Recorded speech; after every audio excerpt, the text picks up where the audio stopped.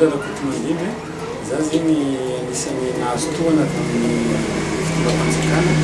amin'ny alalan'ny fiarina amin'ny fanamboarana machine glasy mety chambre-froide eto Nosy Be dia tegna mankasitraka ny fanomanana ekipa rehetra izay fitondram-panjakana sy fiarina manampy amin'ny karaha zao satria hitanay hoe tena manampy raha zany tegna mieritreritra hoe après 3 ans mety azo matériel karaha ty nefa ny toana amin'ny fanjakana sy ny fiarina anatin'ny fotoana fohy afaka nahazo projet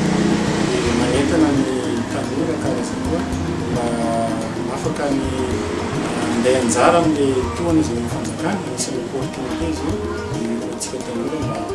anao no tetika asantsika manokana mba ahafahan'ny fanjakana antsika mba hanina amin'ny famotrana sy atonga ny rehetra koa tetika asa dia samy manana asa tsika tanora fa tsy voatery mangataka asa